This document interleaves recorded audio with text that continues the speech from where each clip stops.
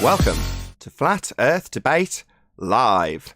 I'm your host Nathan Oakley, and if you are new to this channel, or you've not done so already, then be sure to subscribe, hit the bell notification icon and join button if you'd like to become a Nathan Oakley 1980 channel member and keep up to date with the Flat Earth Debate. If you would like to support the channel, there is a super chat that runs alongside each of these shows while they are live. There's also a PayPal, Patreon and crypto link in the info box below the video. Most importantly, if you'd like to join the discussion, simply mute the page you are currently watching, then click the link in the info box below this video to join the panel and express your views on the nature of Earth. If you do join, please don't swear. If you do, you'll be ejected, and if you are, please don't try to rejoin the stream using sock accounts. You'll be warmly welcome back on the next stream. Please also share the show on social media. Sharing the show obviously increases the live audience, but this in turn increases the chances of a more diverse panel, so please share the show on Facebook and Twitter. One last time, if you're new to the channel or you've not done so already, then be sure to subscribe, hit the bell notification icon and join button to keep up to date with the Flat Earth Debate.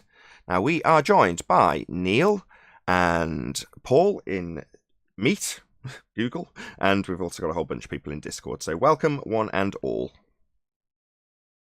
Good morning. Got a mic check? Morning, Paul. Am I coming through okay? You're coming through beautifully. Hello everyone in Discord. Hello Nathan, it's good to be here. Oh, I'm pleased to hear that. That's great. Any evidence of a physical geometric sphere edge horizon formerly known as the curve of the Earth?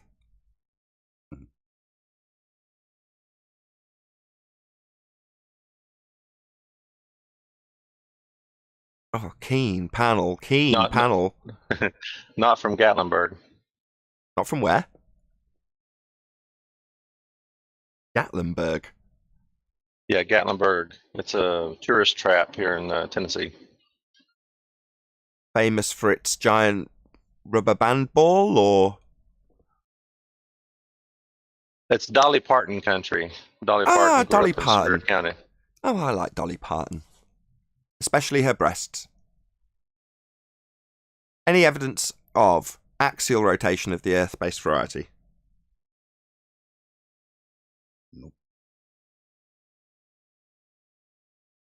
Wow. Keen panel. John's fiddling around with his mute button. Server muting himself and then unserver muting himself. You trying to figure out Discord there, John? Clearly not.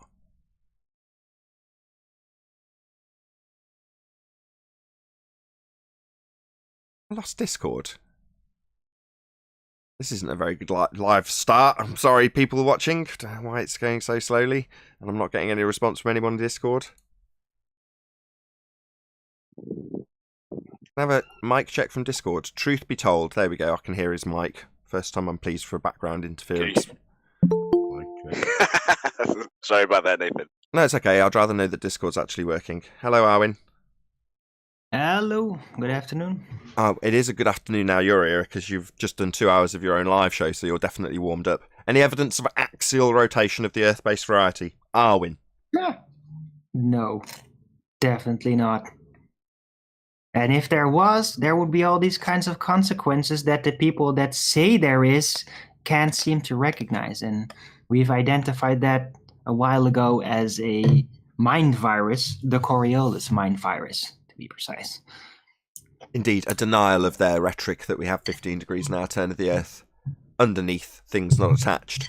They deny that, and we disclaim that as Coriolis mind virus, which is Coriolis virus for short. Yep. On that, guys. I've seen a couple of videos, right? And the one that stood out for me the last couple of months was the one from David Blaine. Anybody seen that one? David Blaine? It was like a good couple of minutes. Yeah, David Blaine, the musician. Oh, okay. Tell us more. Yeah, he did this whole ascension thing where he went up, I don't know how high, but I mean, he had balloons attached to him, and then he went high up. But there was like a good portion of the actual video where they showed the ground, the Earth, and where he actually initially launched from, which is like I think it was a airplane landing strips or something. but he was dropping something. I think it was weights or something, and it dropped down. But for that whole portion, they was showing down on that landing strip, and you can demonstrably see that that thing was not moving. I mean, there's nothing moving under that guy. Indeed. However, the Globe claim is that they have a non-inertial spinning reference frame in the form of a turning Earth that turns underneath things not attached to exhibit 15 degrees an hour deviation. Now, obviously, their examples are very short-lived, like footballs curving through goals from the perception of the person watching because it's claimed Earth turns underneath at 15 degrees an hour, or the claim that snipers have to account with their long-range shots for Earth turning underneath them at 15 degrees an hour. But of course that would mean that Earth turns underneath drones and helicopters and hot air balloons at 15 degrees an hour, and we would notice that because things would be drifting away at 1,000 miles an hour on the equator. So if you launched a drone into the air on the equator, not because drones can fly away at 1,000 miles an hour, but because it's claimed Earth turns underneath the drone at 15 degrees an hour, it would appear to fly away from you at 1,000 miles an hour if this effect actually happened. Now, we don't observe Earth turning underneath anything. Now, when that obvious demonstration that we don't have Earth turn, as claimed with 15 degrees an hour drift, the opponents will tell us that we wouldn't expect to see drift. Where would you get such an idea? Earth and atmosphere travel together. There is no 15 degrees an hour drift. They're not drifting apart. They're moving together. As we assume Earth's turning, of course. Flying in the face of a claim that we actually have Coriolis effect to observe, and that's their claim proof we spin. So their denial of this claim that we have proof we spin in the form of Coriolis deflection is denied, and we have labelled that the Coriolis virus, a denial of the 15 degrees an hour claim to prove Earth spins, merely because we can demonstrate it doesn't happen. So they have to deny that it would happen. Where would we get such an idea? We have people like Simon Dan who will tell us that you and your reference frames are ruined, when they're the only ones claiming them, and they claim there's 15 degrees an hour drift with 2 reference frames, not us. But that, again, is an example of the Coriolis virus, a denial of this 15 degrees an hour drift we should see, claimed by Neil deGrasse Tyson. Moving on. Any evidence of the distance to the sun? No. What is it? Not really. But yeah, people will still have trouble not trying to reify the visuals of the sun into a physical object in a presumed to be specific location. It's very tough to basically step away from that baseline assumption approach based on physicality assumption bias. Did you want to add something, Stan? Is that right? Aramis, I was just simply saying no evidence here, but would love to pick apart their evidence if they bring it to the table. Did anybody catch that? Say that again, please. No evidence here. Oh, fair enough. Any scientific evidence of gravity?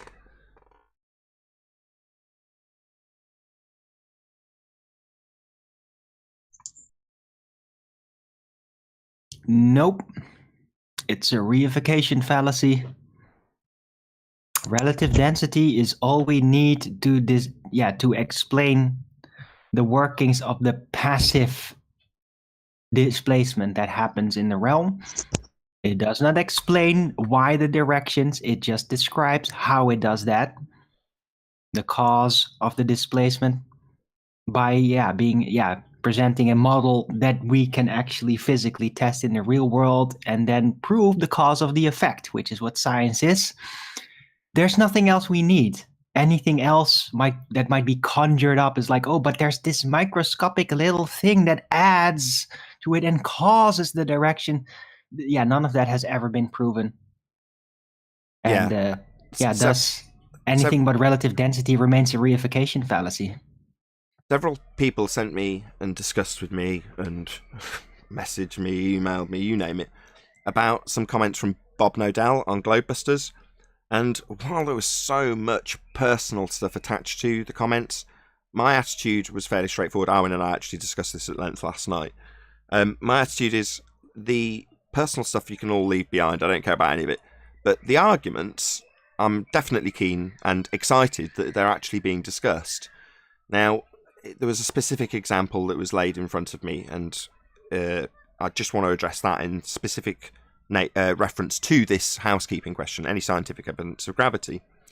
So the example given by Bob was about the double slit experiment, and he said that the slit detectors are man-made, therefore it's double standards to assert that we need scientific evidence when you bandy around, or whatever words he used, I don't know, I only listened to it once, the double slit experiment. So I just want to go through what qualifies something as a scientific experiment.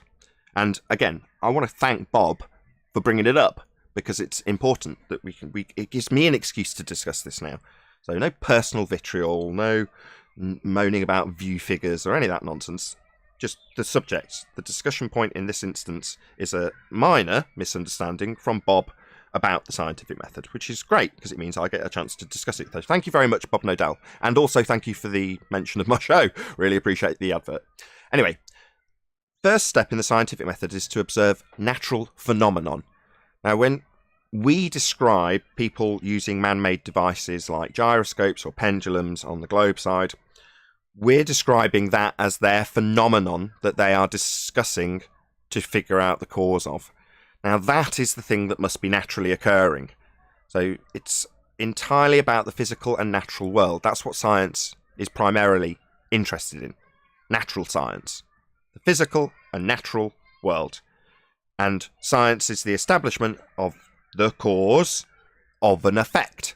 And that effect is the thing that must be observed in nature. Now, in the case of the double slit experiment, diffraction is the effect. So it's a, not necessarily on this specific subject, but it's a long series of experiments that have been done that lead to the double slit experiment that are all being done with the same banner above them, if you like, which is light. Now, in that instance, the naturally occurring phenomena is the diffraction of light. Why does it do that? What is the cause of the diffraction?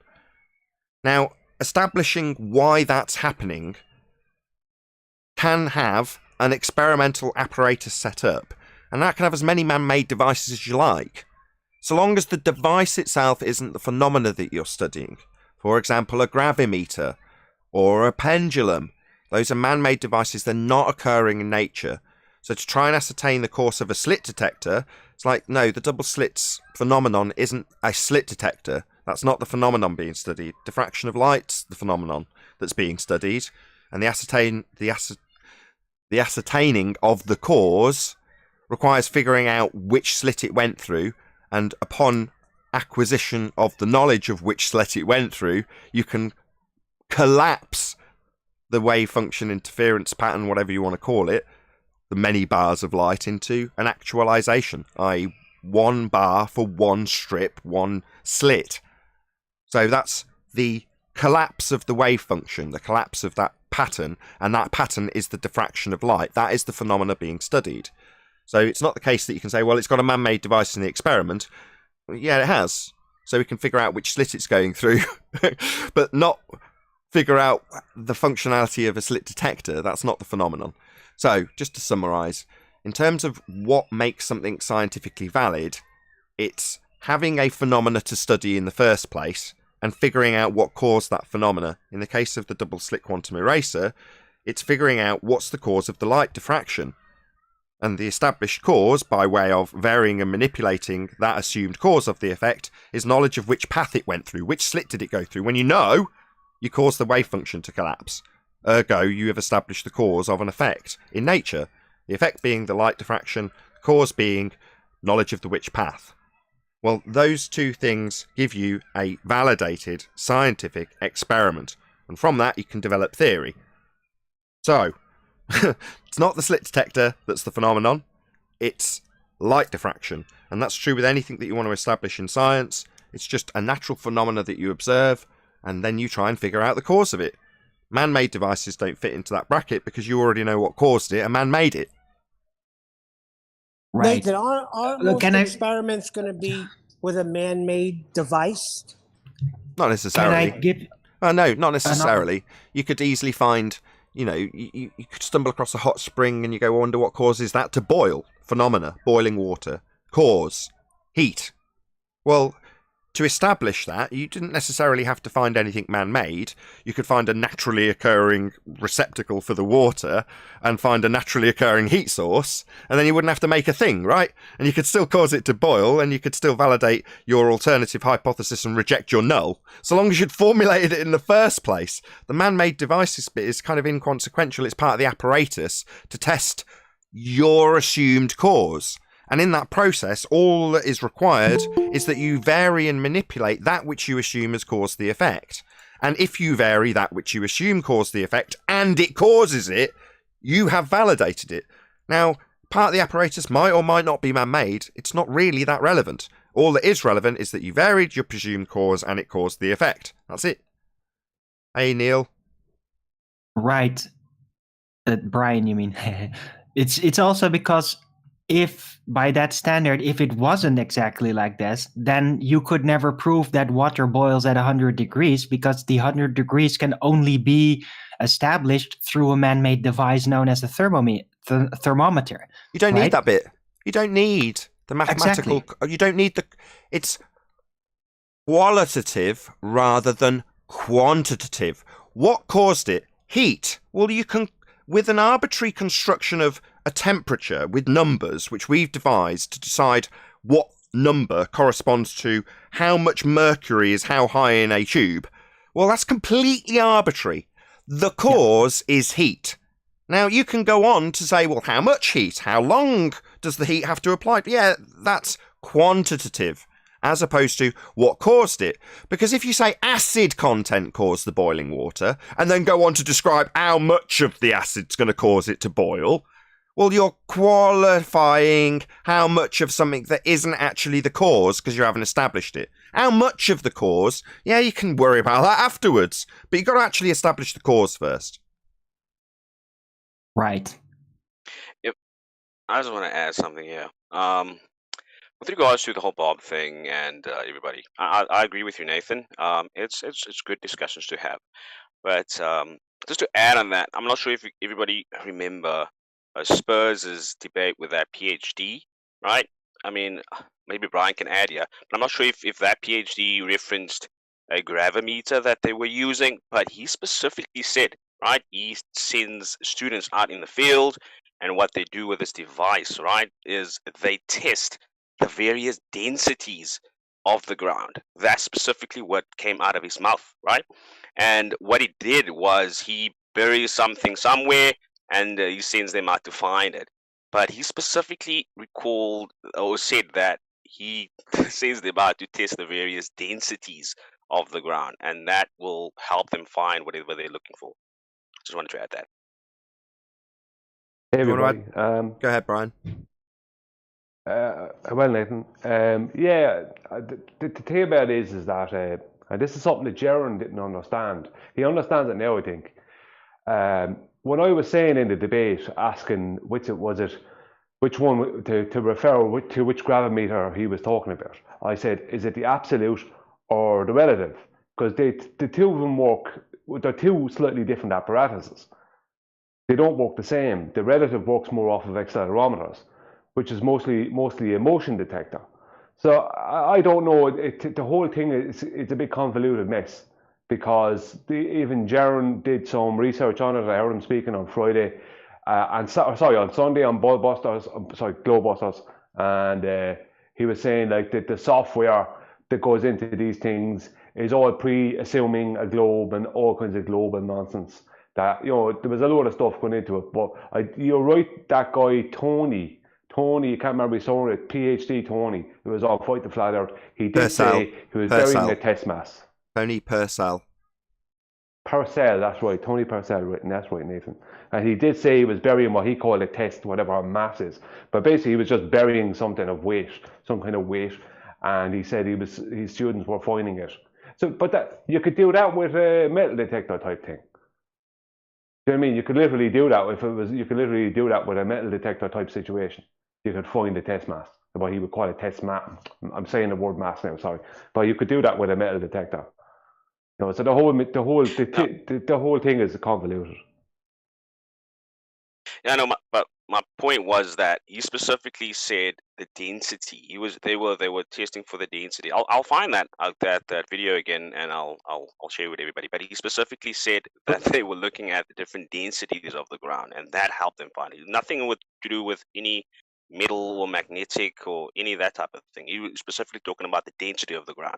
So that to me pointed that obviously the ground has different various densities, right? And some other way this mechanism, right, is picking up the various densities, and that's how the students are finding the thing that he's burying.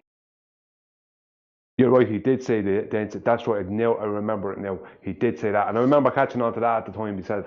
Yeah, he did say that that it was the various densities that was being picked up. I do remember that, yeah, you're right. Anything more to add on this? Not, we'll move on. I might add one small thing about the gravimeter. Not so much about the gravimeter, but about a misunderstanding. It's in the line, I think, of what yourself and Arwen were just talking about, is that a lot of people don't understand the difference between a natural phenomenon and that's occurring naturally, and a natural phenomenon that you're seeing within an apparatus. Or sorry, a phenomenon you're seeing within an apparatus, which is not a natural phenomenon. But I mean, even Bob from Globebusters was saying that if the gravity, like, he was talking about things like this, and he didn't seem to understand the double slit experiment, where he doesn't realize the natural phenomenon of that was diffraction. So he was saying, well, why is the double slit and the quantum eraser such a big deal when they're using man-made apparatuses? Yeah, but the original natural phenomenon is diffraction, for the double slit anyway, which will probably follow on then after that. We did actually cover that just before you joined. And again, just to round out, props to Globebusters for keeping the conversation going, keeping it on topic, and giving us something to respond to that's on point. I will add that at this stage there is still some bad blood amongst some of the people discussing this, and I'm hoping, and have been up until now, to intervene and just say no, stop. This needs to be kept on subject. Let's forget the ad homs and what people don't and do understand. Obviously there's a limit. I'm not going to interrupt you when you say Bob doesn't understand this or that. Yeah, minor personal slights I can cope with, but 10 straight minutes of personal crap about something that's off topic doesn't give the audience any time to actually digest the points of the subject. In this particular instance, we're talking about what is and what is not science. What makes a phenomenon worthy of calling an experiment when you study its cause? Well, in this instance, it's something that's occurred in nature. That's Brian's point. A naturally occurring phenomenon. Does light diffract? Yeah, absolutely, without question, that's an occurrence in nature. You don't have to go very far to see it occurring. Now, that is something that's worthy of scientific inquiry. The cause of a man-made device isn't, because you already know the cause. A man made it. Simple. Therefore not open to scientific inquiry, because what's the cause of gravimeter? A man made it. You haven't observed that in nature. Take me to your naturally occurring gravimeter. There aren't any. It's not a naturally occurring phenomena, therefore sits outside the scientific method. Excellent opportunity to summarise that, because that's where we win. Where we win is where we understand, on the flat earth side, what is and is not science. Understanding what is and is not science leaves you to understand where the globe zealot claims are asserting pseudoscience where none is actually in existence. Well, if you're going to assert science, then you need to have naturally occurring phenomena, independent variable, alternative and null, actualised in an experiment. That's science. If you haven't got it, but you're claiming you've got it, what you've actually got is pseudoscience. And that's what we're up against with the globe. Now, with time, hopefully more people recognise what is and what is not science. And therefore, expand it out. I hope there's plenty of people who watch the show that do this, that expand out that principle into general day-to-day information that's disseminated through whatever means about what science says. This is universally true, not just true for the globe paradigm, it's universally true for a lot of crap that people claim. You've only got to look at it with the clear understanding of what is and is not science, and you can say, Oh, this current nonsense doesn't scare me. What's that you say? Epidemiological studies? That's statistical. I'm not interested. I want to presume cause and a phenomenon. Show me the phenomenon first. This thing occurring in nature. And if you can show it me, then I'll maybe pay attention to when you think you've got the cause of it. Till then, I'm not really that concerned about statistical abstract studies. They don't scare me. It's not real. Reality. Naturally occurring phenomenon. Those are things you can study with science. Knowing that means you can go forth and be a lot more chilled about the nonsense that comes out of people's mouths. The reifications of what science says. When it doesn't have lungs, it doesn't have a tongue. It's a method. Just know the method and you'll be much better off in life. You'll be a lot less stressed about a lot of the nonsense that gets punted. And you were all taught it. You can all verify it. You can go and revise it. You learnt it in 5th grade. Everybody's acutely aware of it. And the reason we're acutely aware of it is because it's powerful. The tool is empirical. Not an if, but, or maybe at the end of the method. An established cause. Well, once you've got that, you can make certain statements and you can make declarations that are true. So it's very powerful. And people have recognised that and want to hijack it and use it to tell their stories. They're just so stories. And sometimes those just so stories start with man-made devices claimed to be phenomenon so they can be labelled as science and convince you, who's been taught what science actually is, an empirical method of establishing cause in 5th grade, that means it's true. It's a magic word then rather than a method. Science says blah, blah, blah. Oh, really? Well, then I better understand that that's true and empirical. No, not if you knew what science actually was. You'd be asking them what the phenomena was. What was your presumed cause? What was your null hypothesis? And then you'd very quickly find they don't have any science and they fall on their ass when they try and give it you.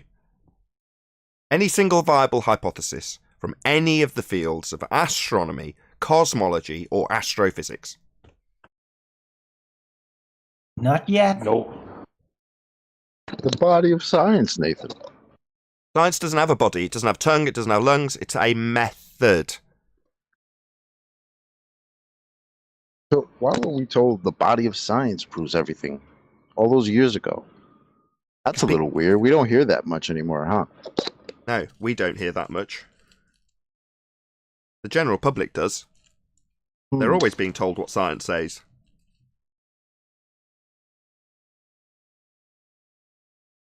Yeah. No viable hypotheses from any of these people? We asked for viable... not right now. Go ahead, Sorry. Brian. I'm just saying, not right now today. Probably not tomorrow. They've got plenty of phenomenon though, right? Plenty of things happening in Loads. nature to be studied in those fields.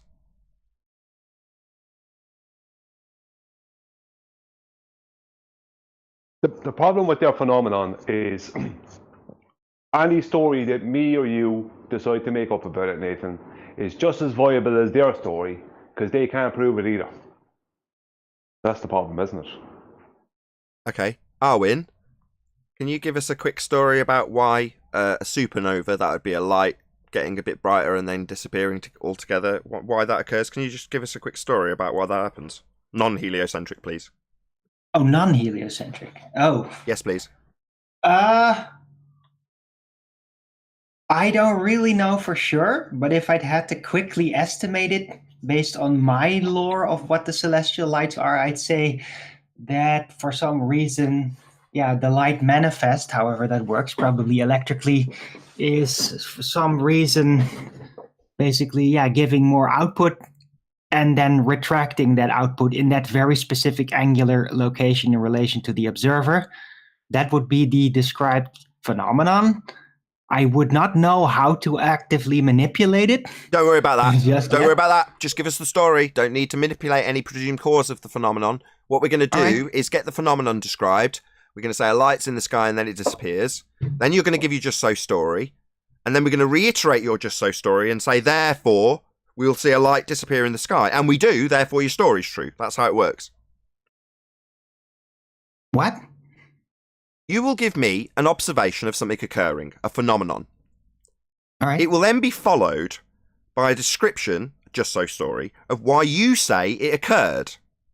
Then you will reiterate why you say it occurred and give a therefore we will see light disappear in the sky, what we call supernova. Now, that's an affirming the consequent formal logical fallacy with an assumption based on an actual phenomenon that hasn't been validated with cause through science. Just a story describing something you've seen, and then saying, well, because my story, therefore we'll see that thing, and we do. Therefore my story's true. Okay. I feel kind of uncomfortable you using me as an example for this, since I probably wouldn't do this sort of thing anymore. I might have 2 years ago, but these days I'd be very careful to basically create a just so story and then try to reaffirm it like that. Oh, I was going to do it for What you. if I gave you theme music? What, maybe like the Star Wars dark theme? The march. Pretty much, yep.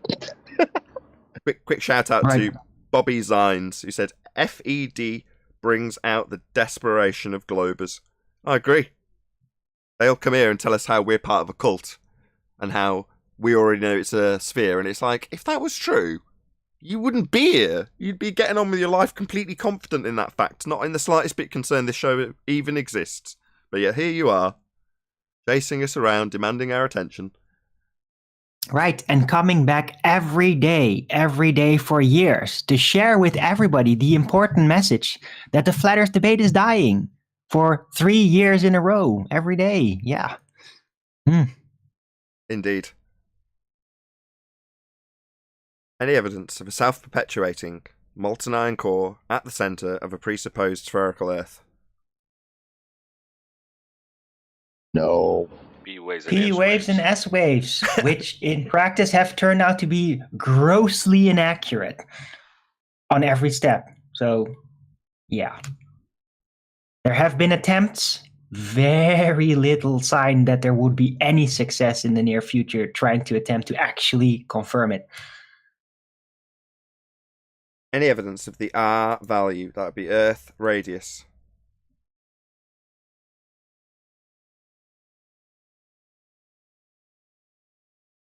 At best, you would have disproven the radius.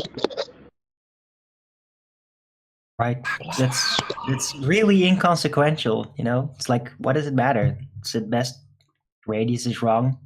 It's not like it's the fundamental value inserted in every globe model ever devised. That's all, you know? No biggie. You lose that, you just lose the whole heliocentric model. Don't worry about it.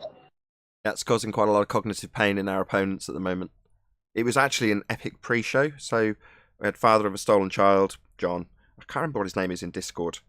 Nevertheless, he was discussing with us his transition of recent times from globe-believing fundy zealot trying to weasel in and lie to himself about how to presuppose the R value, to realising the black swan leaves them without a physical tangent point, realising that that means the entire model collapses, and then moving on to being on Flat Earth Debate, telling us exactly how that transition occurred.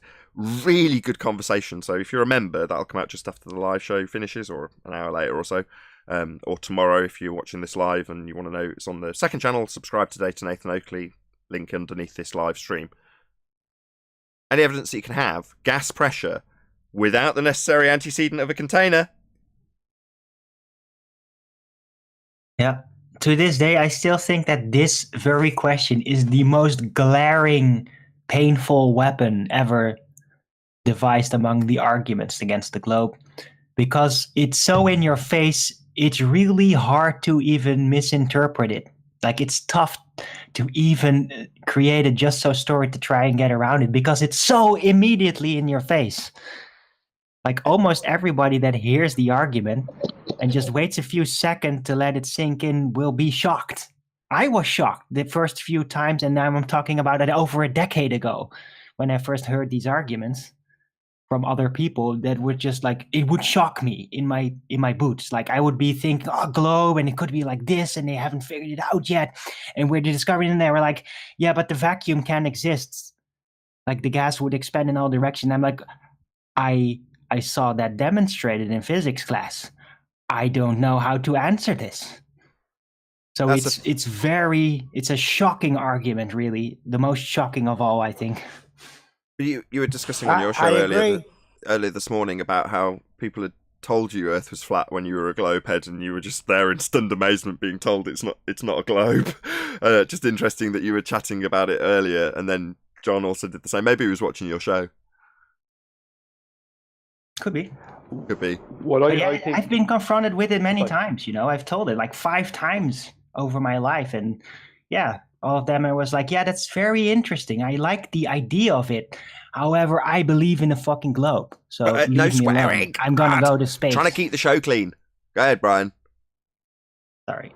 Thanks, Nathan. Yeah, no, I was just saying, like the argument we often have with the globers is that if we had a vacuum next to the gas pressure would all dissipate. But and you've detailed this before, Nathan, and several times you detailed it.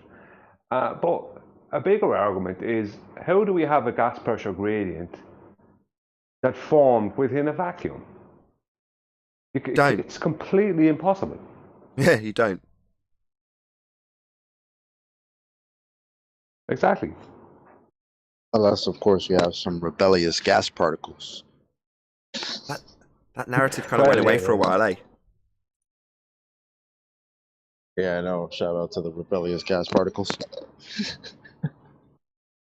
Let's have a quick summary. So these gas particles left Earth, travelled into the sky, and on their way, before getting to an area that they could potentially expand into, they slowed down and stopped and said, you know what? These natural laws that dictate that we're going to just continue moving in the direction we're travelling until we collide with either another particle or the walls of a container, that is not going to apply to us. Girl power, we are staying where we are. We're going to burn our bras at the Kármán line and we will say no more. Second law of thermodynamics. That will not apply here. But don't forget, Nathan, they also put on weight at the same time. Don't forget about that. My bad. They all put on weight. No, they all got depressed and went down, go boom, boom. All of them. That's true. That's why they went depressed and went down, go boom, boom, like bouncy balls poured into a fish tank. They got to the Kármán line, stopped, put on weight, and then fell back down, go boom, boom. Yeah, but the problem is, even though all joking aside, there would not be a second law of thermodynamics. All gas molecules. Nothing forms. No life is created in a vacuum. Not that I'm aware of. Yeah, because there wouldn't be people around to think of the second law of thermodynamics. Well, would there even be gas particles? Would there be gas? No. Where would gas come from? Well, you can't have any kind of chemical reaction unless everything is under pressure, because the molecules would be so far apart, no chemical process could occur. But the forming of gas comes from a natural cycles of the Earth. The Earth itself, to even form that gas, wouldn't be able to do anything like that within a vacuum, would it, Paul? Yeah, nothing can form. Nothing can be close enough together to form anything. Even it's funny how hydrogen is the first gas created. So if it's colliding and bouncing apart, how did it come together to form other particles? How did that happen? Well, I mean, That's is that what they say? Sorry, Nathan, go on. It wasn't me, it was truth be told, but go ahead, truth be told. Thanks, guys. That was that Professor Robitaille or Dr. Robitaille's argument as well. I mean, he's a glober, right? And he was arguing against what's that guy? Stupid guy's name? Professor Dave or something. He was arguing against that guy, and his whole argument was gas pressure, right? And that it's the whole heliocentric model and what happens with the sun, and the claim what the sun is rubbish based on the second law of thermodynamics. Yeah, that's been covered by QE before. They have an increase in output as you get further away from it, akin to, oh, this bonfire's a bit hot, I'll back away. And then you spontaneously combust because the output's got higher as you backed away from it. It's a violation of the second law of thermodynamics, how they describe the sun. But the sun itself is a burning ball of gas in a vacuum, in violation of the natural law called the thermodynamic second law. Well, same applies to the Earth. to summarise what was just discussed between Paul and Brian, it's beautifully summarised by a quantum eraser question. How do you get gas pressure in the first place? So if they attack you with this straw man of how do you have a gas pressure gradient, it's like, well, you can't have a gas pressure gradient without a container either. Where'd you get the gas pressure in the first place? Where'd you get the gas? Isn't that it? Yeah, same thing. You know, the gas would immediately come out of the ground and dissipate into space if there wasn't a container of some description. There must be a container, there must be containment for us to have gas pressure. It's the necessary antecedent for gas pressure. A necessary antecedent, I should say. But Absolutely. my point being is, could the ground even get to the point of being able to produce gases? Maybe, but they'd just immediately dissipate. Yeah. Exactly, and I hate to bring that Dr. Robitaille up again, but his argument, if you look at that video, right, his argument, he refers to, or he makes an example of gas pressure on Earth, but you should see the animation, right, on that video. He has some sort of container, right, pressing down on the gas. So the whole, I think he's just delusional at the moment.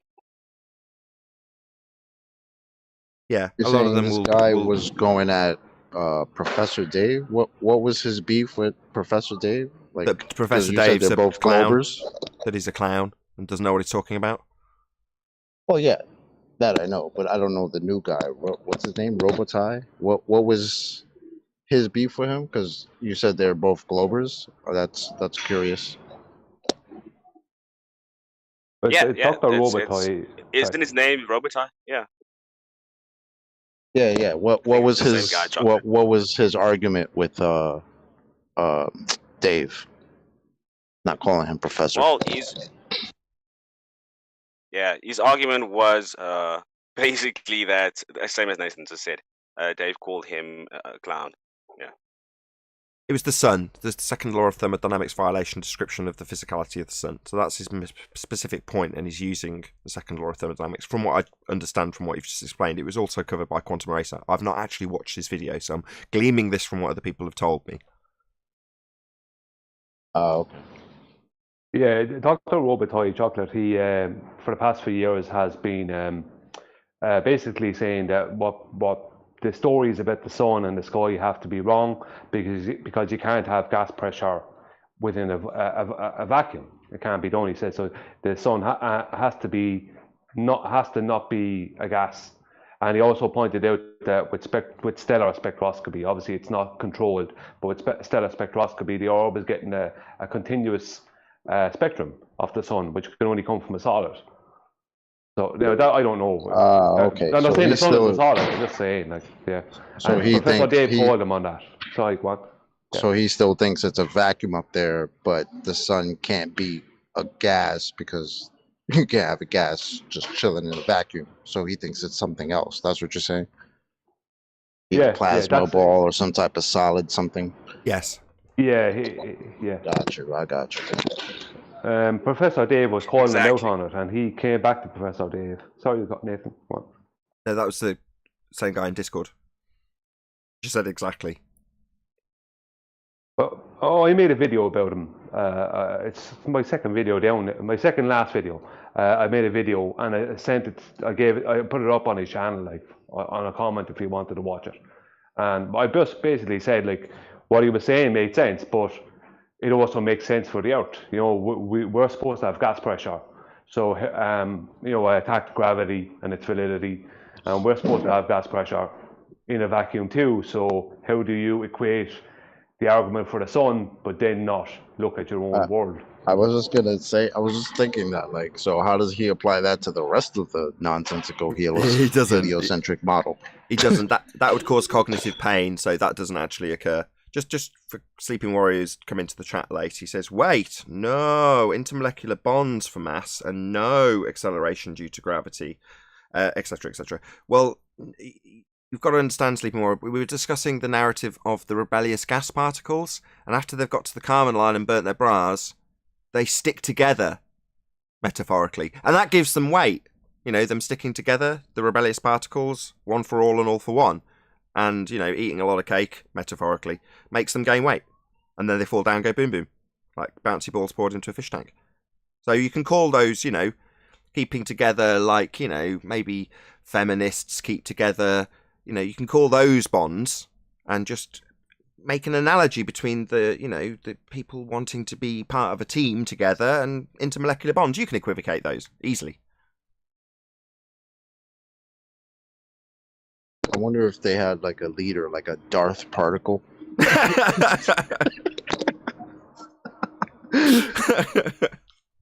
What, the first rebellious gas particles? Before all of you violated the second law, I was here violating the second law. I knew about the Force before any of you. Exactly. The Force. Exactly. Gravity be upon you. We are Borg. We are as one. We will gain weight and go down, go boom boom. Yeah, because the Darth particle was like, why would we want to act like we are like gas and expand and disperse into the vacuum when we could stay here? We got this beautiful round ball, in this vacuum. Let's just hang out here. Why not? Resistance is futile. No, Neil. Yeah, exactly. No, this is gravity and weight, not resistance. God, what's wrong with you? Wait a minute, though, Nathan. Don't the gas particles have friction against one another? That's how they turn with the Earth. So You said Borg. Did you say I said something what? Nathan said Borg, and I said resistance is futile. Well, resistance is typically friction when it comes to physics. So in the physics world. So I'm trying to help the Globers out. Since there's no one around to put them in the wrong position. It's a useful segue into non-stupidity about rebellious gas particles stopping at the Kármán line in defiance of the second law of thermodynamics, and segueing nicely into elastic collisions. So this assumption that we're describing with the farcical nature of the rebellious gas particles burning their briar and falling down, go boom boom after gaining weight because of the force of gravity, that's not a force, but you can think of as a force, actually has the reality of elastic collisions. No, there's not friction. There's no net loss or gain when they collide into each other. So no, we have these things called elastic, as opposed to inelastic collisions, detailed quite admirably by Quantum Eraser and Adam Meakin in the last 6 months, several times. So no, there is no friction between these particles. No, they're not moving along with the Earth as it spins, but that's not even their rhetoric. They claim Earth turns underneath the 15 degrees now, but that's a different subject.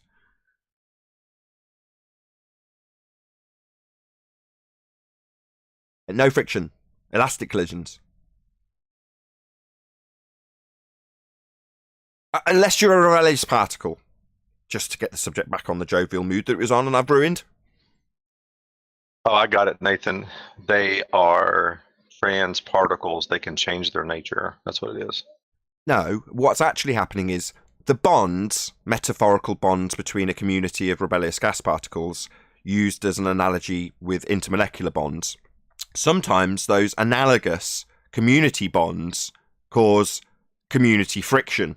And I'm going to say that friction amongst the community, sometimes people don't like what Darth Particle has to say about the Force. Well, that friction is what eradicates the elastic collisions.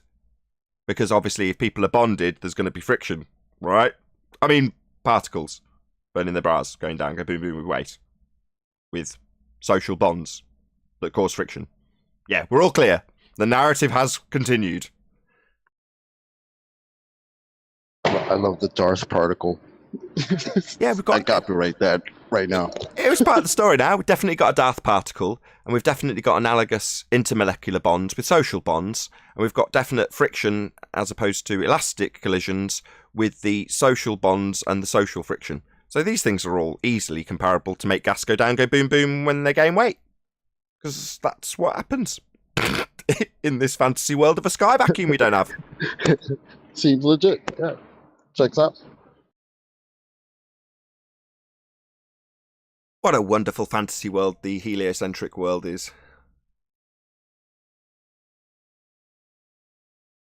Yeah, well, isn't there a character in this Star Wars called Darth Maul anyway? Darth Maul, but not Darth Particle. Yes, I name him Darth Particle. The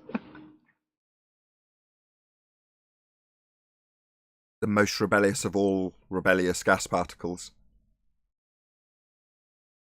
I'm glad we've extended that narrative slightly. Every time it comes up, the story gets a little bit longer about the rebellious gas particles at the Kármán line.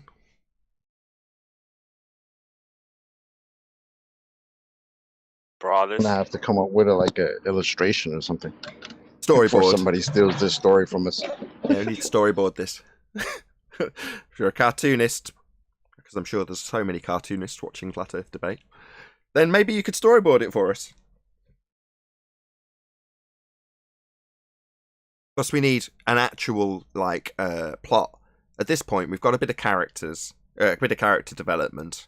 We've got a vague location for the story to take place, but we don't actually have any story. You know, is it going to be a love story? Boy meets girl, boy loses girl, boy gets girl back again. Maybe we could have that between one of the rebellious gas particles who's burning her bra and staying at the Kármán line. Maybe she has a little intimate affair with Darth Particle, and that causes the collapse. You know, that causes the friction to begin.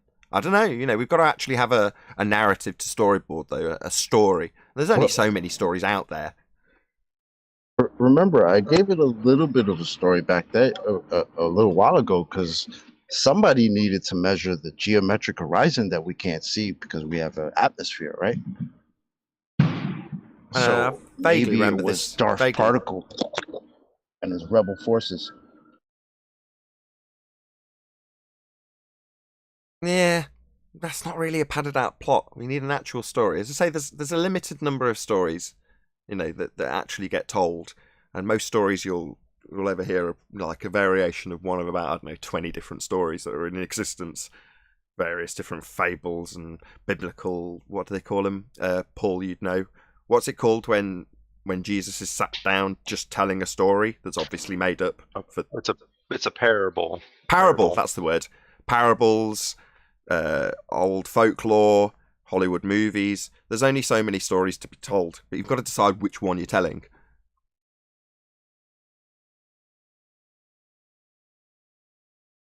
Sure, we'll move it on in future. We've run out of steam on the gas particles, clearly. Are you talking like a Thelma and Louise of gas particles? It could be.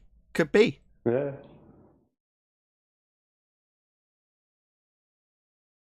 Are you going to pad that out, or are you just throwing out random movie names? Thelma and Louise have beef with Carmen. They get to the Carmen line. They're like, nope. Yeah, that's good.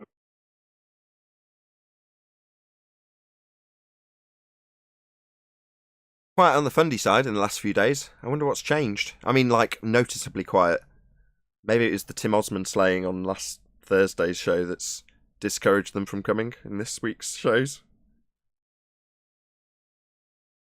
We had a lot of internal. I listened to it again yesterday, and it was just, I don't know, it's just getting funnier every time I listen to it, just more pathetic. All the times, I don't even know what you're talking about. It's like, bro, are you okay? Do you know where you are right now and what year it is? Like, how are you really telling us nobody claims the horizon is the curvature of the Earth? Like, what are you doing? What's the matter? It's almost like just want to tap him on the shoulder, like, "Are you okay, buddy?" I don't know. Mark Sargent once summarised this situation a few years back when it kind of quietened down for a limited period of time, and Mark was saying that when that happens, what you end up having is like tussles in the trenches, infighting. In other words, if there's so little to combat on the opposing side, which is the circumstance at the moment, everything's wrapped up. We've got all the arguments wrapped up. What happens is the troops get twitchy and start fighting amongst themselves. So at the moment, if you're, hoping for drama between Ballbusters and Globebusters, you won't find it, but you will find that it's hopefully, at least for the time being kept under control and generating some decent conversations. As opposed to, chaos amongst the ranks. But it's been a long time since there was chaos in this community. Now it's a lot more settled, and things actually can progress with a little bit of blood in the water. Every now and again, someone falls out and they get dragged off to the makeshift showers to beat the crap out of each other. But hopefully that's not going to happen in this particular instance. And I feel that the last few shows, in spite of the bloody personal stuff that's thrown around amongst people in our own community against each other for personal reasons that I'm not interested in, I think generally there's actually been a bit of progress, a bit of a moving forward in terms of things that we don't agree on. And that's only possible because there's a limited interaction at the moment from the Globe side. They've got so little to offer.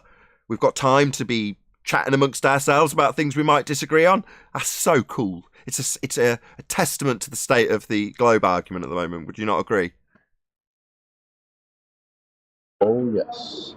Yeah, definitely.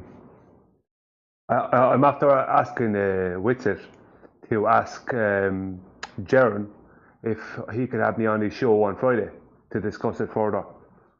So that might happen.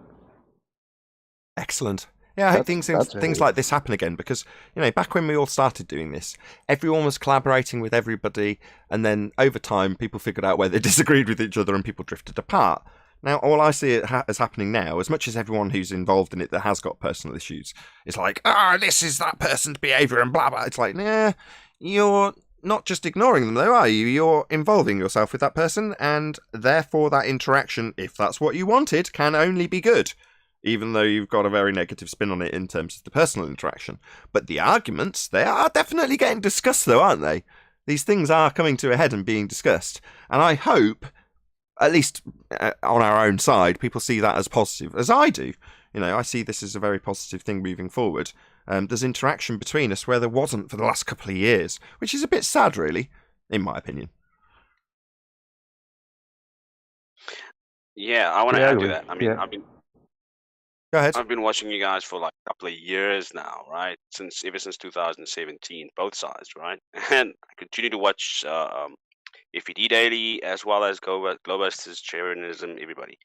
And I definitely see this as positive, right? It means that, like you said, Globe has nothing to offer for us anymore, and not even an argument. So we're trying to figure some of the things out, and that's where I want to say kudos to Bob for trying to do that, right?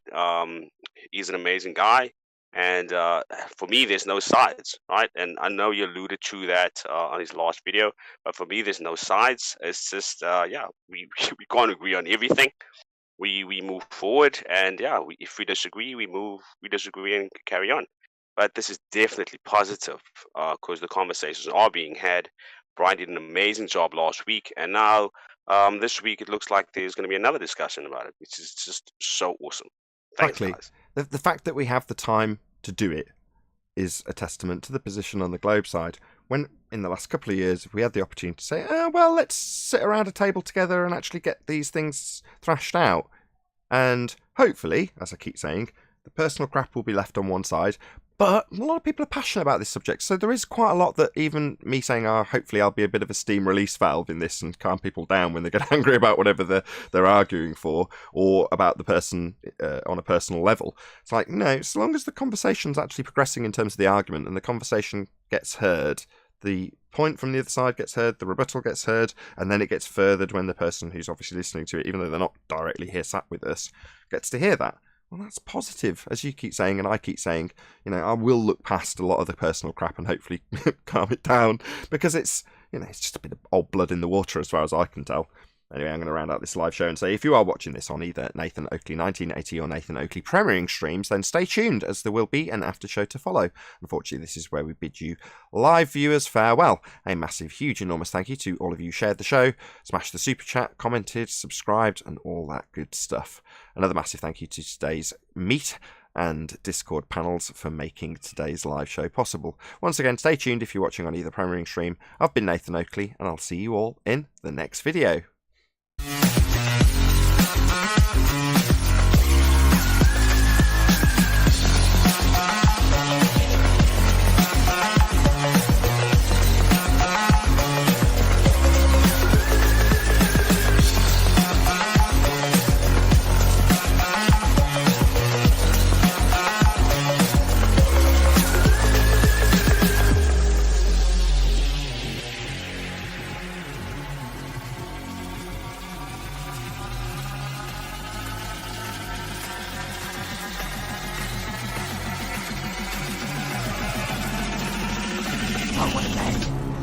fucking day.